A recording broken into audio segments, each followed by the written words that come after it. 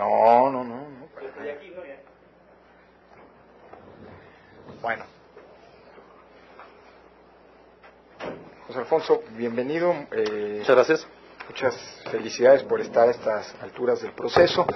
La idea, te explico brevemente, tenemos unos 20 minutos, más tal vez 20-25 minutos máximo para esta plática. La idea es que sea una charla que nos permita a nosotros conocer, pues digamos, sobre todo episodios, en fin, de tu vida profesional, alguna característica personal, digamos, adicional a lo que ya sabemos que es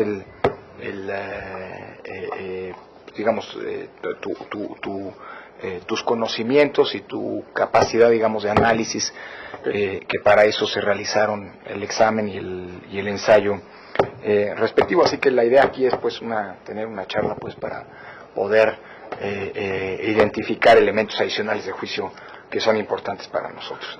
No sé si los colegas. Enrique. Bienvenido. Sí, buenas tardes. Gracias, consejero.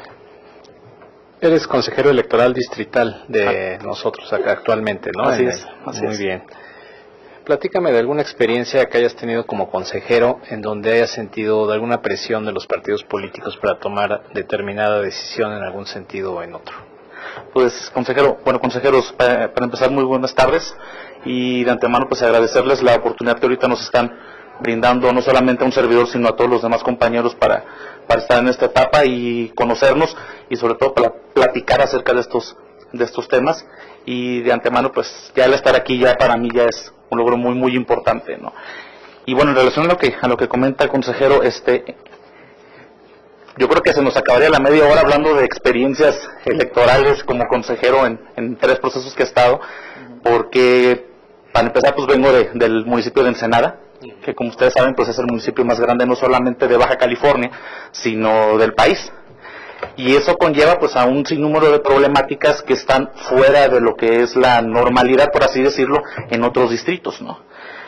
Ahorita el que se me viene a la mente es el que tuvimos este año como consejo, que fue la problemática que se dio en el Valle de San Quintín, sobre el problema laboral que tenían los jornaleros agrícolas en el valle, y que a grande rasgo o en primera plana pudiera parecer que no era una problemática propia del Consejo Electoral, pero sí nos terminó afectando por algo muy importante. El rechazo y la negativa de los ciudadanos para formar parte de las mesas directivas de casilla, y era algo inédito que se daba justamente en esa zona, porque casi siempre participaban, el 90% de las personas que quedaban seleccionadas para funcionarios participaban como tal, y en este caso se estuvo dando pues lo contrario, empezó a haber muchos rechazos, muchas negativas, y a nosotros nos pegó con eso, y aparte que eso les vino a bajar un poco la moral a los supervisores y capacitadores electorales, porque pues no les había tocado. A la gente con experiencia pues les brincó y se preocuparon bastante, y a los nuevos pues les tocó algo sumamente fuerte. ¿Qué es lo que hicimos como consejo electoral? En conjunto, en primer lugar, nos pusimos de acuerdo junto con el Instituto Nacional Electoral, junto con la Junta Distrital, para poder ir a platicar y concientizar a los supervisores y a los capacitadores electorales de que a final de cuentas el problema no radica en ellos. O sea, el Instituto Nacional en sí no era el problema, ¿sí? Era un problema social que le estaba pegando fuerte al municipio de Ensenada, y que ellos no eran los verdaderos culpables, porque incluso me llegaban a decir algunos supervisores y uno que otro capacitador que querían renunciar porque no era algo inédito, era algo que no les había tocado y les preocupaba, ¿no? Fuimos varias veces, ya sea mediante el apoyo de la Junta Distrital, y otras veces nos fuimos de manera independiente como consejeros a platicar con ellos, a incentivarlos de lo que acabo de mencionar, y afortunadamente pues para empezar ningún supervisor, ningún capacitador renunció. Y sorprendentemente, además del diálogo que se tuvo días antes de la jornada electoral por parte del gobierno federal, estatal y municipal, porque también estaba en peligro la instalación de casillas en ciertas zonas del Valle de San Quintín, y que afortunadamente el día de la jornada electoral no pasó así. Se abrieron todas las casillas, incluyendo esas que tenían el foco rojo, y los capacitadores hicieron su trabajo como siempre lo han hecho bastante bien. y nadie renunció, que eso hasta cierto punto era lo que nos preocupaba, porque estábamos a pocos días de la elección y con ese problema social encima, pues sí nos terminó pegando, y que afortunadamente todo salió muy bien. Respetaron el diálogo la gente de San Quintín, respetó que se organizaran las elecciones en esa zona, y todo salió bien, y todo salió avante dentro de la jornada, ¿no? Y pues sí, muy interesante experiencia. ¿Algunos de ellos eran funcionarios de casilla, de los que estaban, de los jornaleros? ¿Se platicó con ellos, con los jornaleros? Lo que estaba sucediendo ahí principalmente era de que, independientemente que eran funcionarios o no de casilla, había grupos que querían que no se llevaran a cabo las elecciones. Y aquellos que eran integrantes de alguna mesa directiva de casillas, yo tuve la oportunidad de platicar con uno de ellos, y lo convencí realmente de que esto, independientemente de su lucha social, que igual apoyamos el movimiento que ellos tenían, porque pues sí, era una situación que nos aquejaba a todos, pero que era completamente aparte de lo que era el proceso electoral. Y es la manera en la cual ellos pueden dar a relucir lo que sienten votando.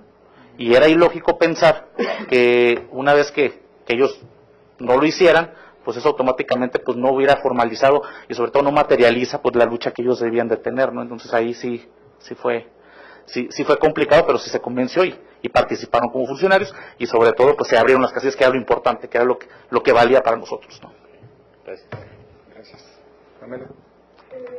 José, digamos, hablando de esta cuestión de San Quintín que tiene que ver con un tema de derechos, en los distintos cargos que tú has ocupado, en los distintos espacios en los que has estado, cuéntame alguna experiencia en la que se haya tomado una decisión que afecte el ejercicio de derechos de las personas o de un grupo de personas, y qué acciones en su caso hiciste tú para contrastar esto, para tratar de frenarlo, y si fueron exitosas o no. Muchas gracias, consejera. Se me viene a la mente ahorita el tema del 2013. En el 2013 participé como consejero presidente del 14º distrito en Ensenada, y sucedió una situación parecida a lo que comenta, consejera, en relación a que, a diferencia de lo que sucede en materia federal, a nivel estado se maneja la figura del funcionario voluntario. ¿Sí? Es decir, no necesariamente tienes que ser una persona insaculada o sorteada para participar dentro de una mesa directiva de casilla, y puedes anotarte en el Consejo Distrital para formar parte de las mismas directivas, y ya de acuerdo al proceso, después de que pasa la primera etapa de capacitación, no automáticamente, pero mediante la aprobación del Consejo y de los partidos políticos, que también pues, tienen su punto de vista, pueden quedar como funcionarios de casilla, tomando que hay un límite de 2 personas por mesa directiva. Aquí lo que sucedió, y estaba a punto de ser coercionado el derecho de esas personas, era que termina la primera etapa de capacitación, y días antes de la segunda etapa se lleva a cabo lo que es la sesión del Consejo Distrital para no solamente evaluar, sino para dictaminar y aprobar el listado de los funcionarios de casilla, ya como van a quedar en una primera instancia. Y se supone que un día antes, que cosa que no sucede en el IFE, un día antes hay una reunión de trabajo, así lo marcaba el procedimiento en materia estatal, junto con partidos políticos. Y se supone que el mismo procedimiento marcaba que ese listado de funcionarios que estoy mencionando se le tiene que entregar con anterioridad al consejero presidente del distrito y al secretario fedatario para evaluar no las condiciones de fondo, o sea, no modificar el listado en cuanto a las personas, pero sí en la forma, para que a lo mejor de una manera que se entienda que faltó una columna, que agrega a lo mejor la edad, que faltó la edad, faltó la escolaridad o la idoneidad del capacitador, etcétera, ¿no? Y no nos la entregaron, por diversos motivos que nos daban, no nos entregaban el listado. Llegó el día de la reunión con los representantes del partido y no nos entregaban el listado. Y obviamente sabían eso los partidos, que no nos habían entregado el listado, porque siempre antes se entrega una convocatoria a los partidos para efectos de que se enteren de la reunión, y aparte se les proporcionaba en ese momento el listado en esa primera instancia de los funcionarios de casilla. Entonces no se les entregó, entonces ya venían ellos con la venia de querer echar golpe al Consejo Distrital, ya venían incluso con su gente, venían varios partidos con sus coaches, ¿no? Por así decirlo, ya venía con su gente. Entonces fue un momento muy estresante para un servidor. ¿Por qué? Porque no tenía el listado. y ese listado tenía que defenderlo ante el consejo, con los consejeros y con los representantes de partido, y todavía para acabarla había medios de comunicación ahí. Entonces, 5 minutos antes me entregan el listado, incluso un representante de partido, me acuerdo muy bien, que dice, está calientito, parece pan, ¿no? O sea, parece bolillo, para no entrar en cuestiones partistas, ¿no? Parece bolillo, está calientita las hojas, ¿no? Digo, sí, porque luego no vayan a... Y yo pues obviamente pues sí me molesté un poco porque pues tenía razón. Entonces yo entro a mi oficina junto con el fedatario y junto con la gente de capacitación y de organización electoral del distrito, y les comento que obviamente pues mi molestia en relación a eso, y que si por mí fuera, o sea, en lo particular, o sea, en un momento de impulso, y sabes que pues no lo voy a aprobar así. O sea, ¿por qué? Porque ni siquiera yo lo he visto, y yo no voy a defender algo que yo no tengo, que yo no vi antes, y ni como abogado ni como cualquier persona con una lógica, ¿no? Pero después dije, mira, lo voy a hacer por 2 razones fundamentales. La primera, porque por los ciudadanos que aceptaron la capacitación y la notificación en un momento dado, o que se apuntaron como funcionarios de casilla voluntarios, no tienen la culpa de las faltas administrativas que cometa ciertas personas. No el instituto en sí, ciertas personas. ¿Sí? Y eso es fundamental. Porque sería violentar, el negar yo un listado o desaprobar un listado es negarles justamente esos derechos fundamentales de querer participar directamente en un proceso electoral como funcionarios de casilla. ¿Sí? Y la segunda, no le voy a echar a perder el trabajo también a la gente que lo hizo en campo, porque nosotros somos los de oficina, pero los de campo son los supervisores y los capacitadores electorales. Por ese motivo no lo voy a hacer. Ya entramos pero voy a aprobar el listado, o por lo menos lo voy a defender. Llego, y pues obviamente los partidos empezaron a tirar, no, pues es que usted ni lo conocen, y empezaron, y esa reunión duró aproximadamente 4 horas. Lo cual yo me siento bien que haya durado 4 horas, porque me habían dicho que en el proceso pasado había durado 14 horas, esa misma reunión. Digo, ustedes lo saben mejor que yo en cuanto... Entonces, dije, no, pues que haya durado 4, pues está bien. Pero sí llegó un momento en que se estaba trabando la junta, la reunión, porque empezaban a decir, es que este es primo segundo o primo hermano de un candidato del proceso anterior, este es hermano de un candidato actual, este es vecino de fulano. Entonces empezaban a meterse mucho en ese plano, hasta que llegó un momento en que sí les puse un alto diciéndoles lo siguiente, ¿no? Miren, el hecho de que esas personas estén participando y que cumplen con el término legal, y que cumplen con lo que marca la legislación electoral local, ¿sí? Y que están aprobados aquí, no los exime independientemente que sean parientes. Ellos tienen el derecho de ser funcionarios de casilla. ¿Y son candidatos? No. ¿Cumplen más de 70 años? No. ¿Saben leer y escribir? Sí. ¿Son menores de 18 años? No. Tienen las cualidades legales para hacerlo, independientemente de. ¿Sí? Entonces sí les sugiero, así como una sugerencia a los partidos, que dejemos de enfrascarnos en esta situación, que si son parientes o no de los candidatos o militantes de partido, sino que se aboquen a la legalidad. ¿Cumplen con los requisitos legales para ser funcionarios, sí o no? No, pues que sí, ok. ¿Qué sucede al otro día en la sesión? Se aprueba el listado, así como entró el listado, se defendió y se aprobó. En esa primera instancia se aprobó. O sea, no hubo ninguna modificación que le hicieron al listado. Le hicieron una adecuación de forma en cuanto a una columna que quería que se agregara, y se agregó, pero en cuanto a los nombramientos no se modificó absolutamente ninguno, y eso para mí fue un logro muy grande, ¿no? Y creo que regresando al tema que comenta consejera, pues efectivamente estuvo a punto de violentarse un derecho fundamental, que era el de querer participar como funcionarios de casilla, ¿no? Perdón, no sé. No, adelante. ¿Estás afiliado a algún instituto político, algún partido político? Hasta donde yo sepa, no. Bueno, la historia del Instituto Electoral de Baja California ha sido una historia compleja, en donde antes en favor de algún partido político. No es ni el rol, ni mucho menos ahora analizar si esto fue así o no. Lo que sí es cierto es que eso fue uno de los argumentos incluso que se pusieron con el caso de Baja California, expresamente como uno de los casos, digámoslo así, que propiciaron la reforma electoral de 2014. ¿Cuál crees que tenga que ser, a la luz de tu propia trayectoria, en fin, o cuál sería la principal fortaleza o el argumento fundamental de parte tuyo para rechazar algún tipo de imputación en este sentido. Y bueno, y me guardo para un minuto, te lo digo de una vez, tú has estado en los dos institutos, Así es. el IFE, ahora INE, y en el Instituto Electoral local.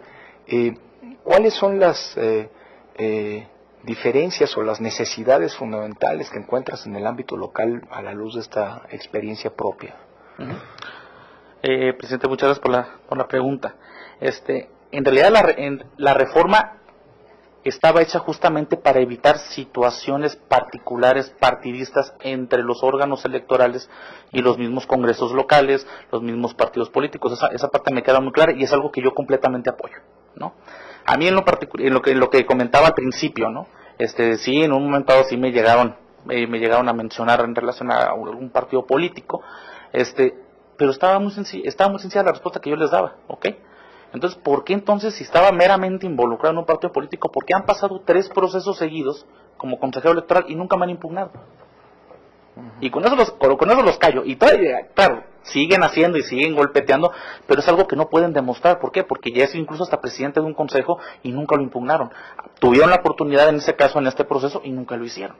Entonces, quiere decir que nada más son puros dimes, ¿no? En cuanto a la reforma electoral, considero que en ese sentido la ley está bien hecha en cuanto a no permitirle tanta injerencia a partidos y a gobiernos dentro de los órganos electorales. Y un ejemplo muy claro es porque estamos aquí, ¿no? El hecho de que pasemos una etapas sumamente fuertes y estar aquí con ustedes enfrente, pues es un claro ejemplo de que la reforma se ha dado y se ha dado bien, ¿sí? Porque pueden seguir diciendo, pero el hecho de pasar un examen y pasar un ensayo, y el estar aquí en la entrevista y posteriormente formar parte del Consejo Electoral, si es que me dan la oportunidad de hacerlo, pues es claro ejemplo de que todo se ha dado de forma transparente. Ustedes pueden checar cualquier ciudadano y cualquier partido todas las etapas, y eso es algo y lo pueden ver, y es algo de agradecerles también, ¿no? Porque realmente terminamos siendo los más capaces en cuanto al papel, ¿no? ¿Qué le modificaría yo en un momento dado? Yo creo que en mi punto de vista, yo sentí que el Instituto Nacional Electoral lo sobrecargaron de facultades. Si bien es cierto, les restaron algunas, sobre todo en materia jurisdiccional, les aumentaron algunas atribuciones que, por supuesto que lo hicieron porque son capaces ustedes de eso y mucho más, pero humanamente pues era bastante cansado. Yo los miraba incluso ustedes en las sesiones de consejo, de que venían del trabajo práctico y operativo, y pues era bastante cansado, ¿no? Ahí en ese sentido, una vez ya que se llevó la estructura de los consejos o de las OPLES, yo fue un poco de la idea de que algunas atribuciones que tienen que ver con la injerencia local, se le debiera de considerar al OPLE, por ejemplo, ¿no? Una fiscalización por parte del consejo, por dar un ejemplo.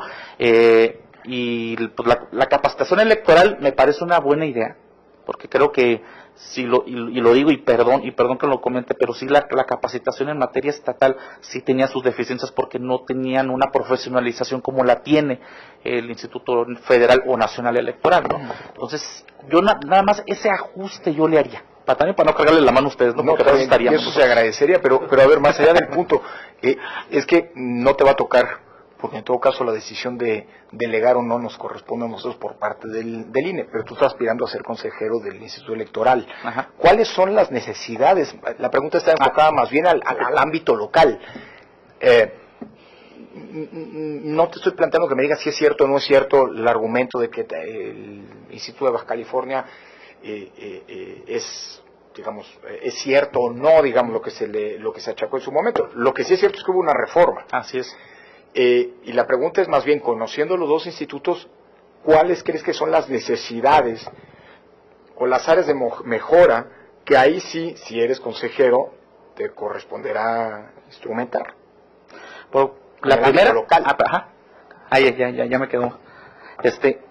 Definitivamente la coordinación y la cordialidad también en el trato que pueda llegar a tener los consejos electorales, tanto con el Instituto Nacional Electoral, porque van a ser piezas fundamentales ambos institutos y de forma muy directa en los procesos, y también una cordialidad y una mayor coordinación de trabajo con el Congreso del Estado y también con sus límites, por supuesto, con los partidos políticos en relación a llegar a acuerdos.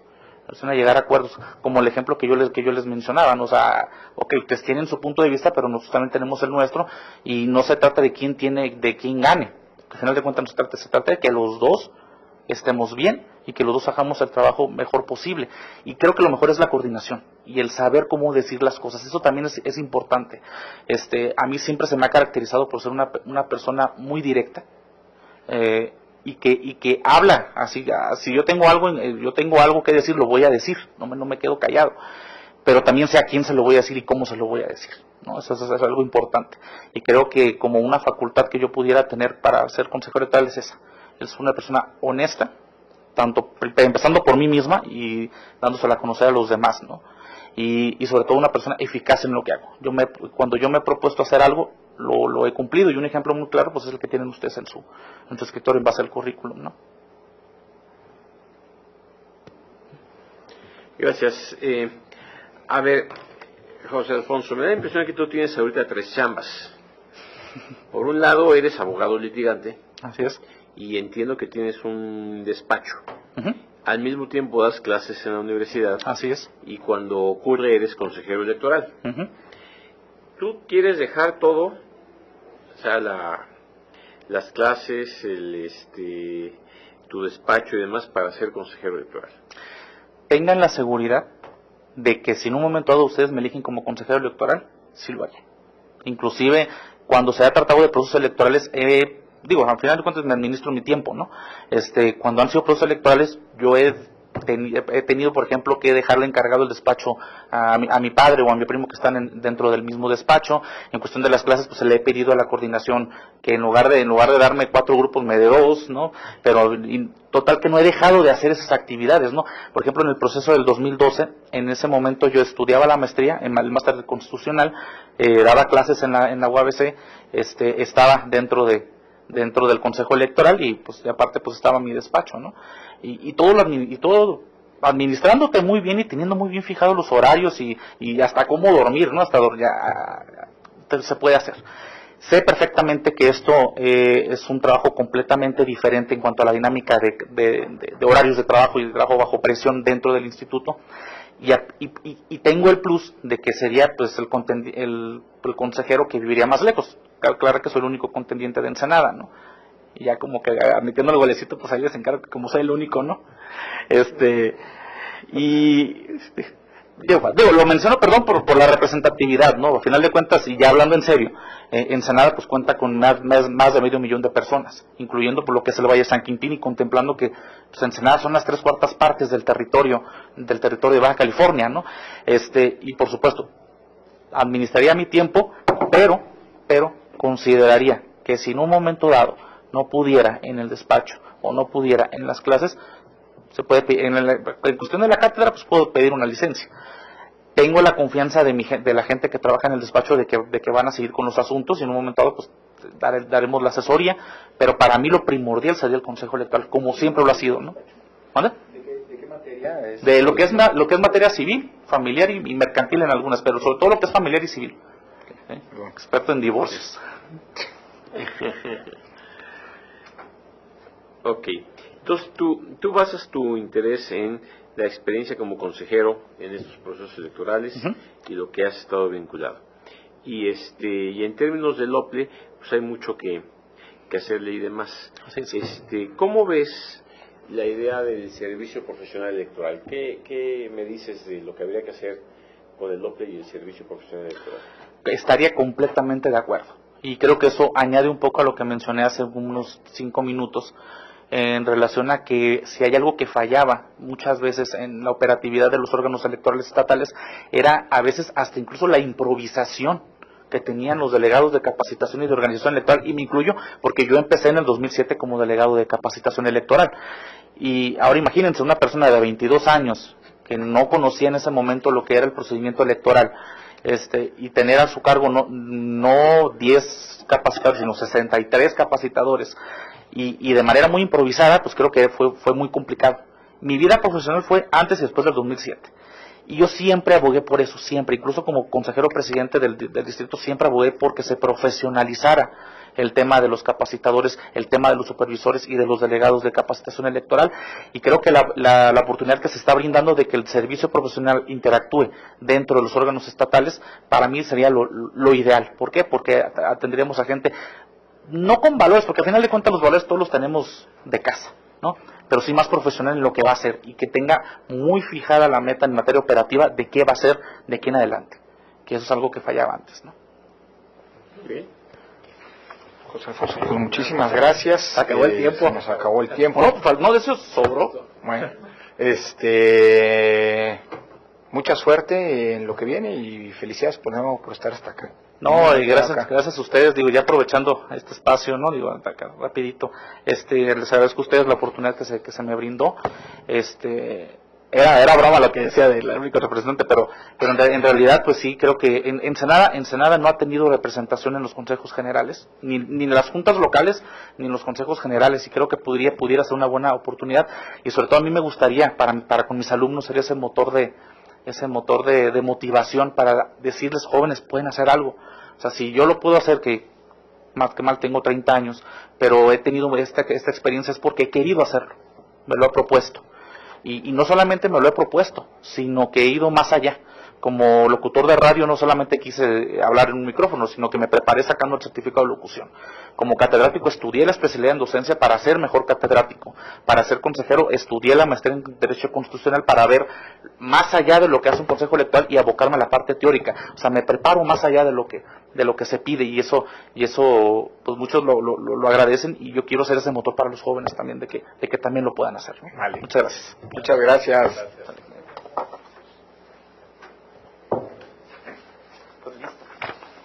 Chao, nos vemos, cuídate.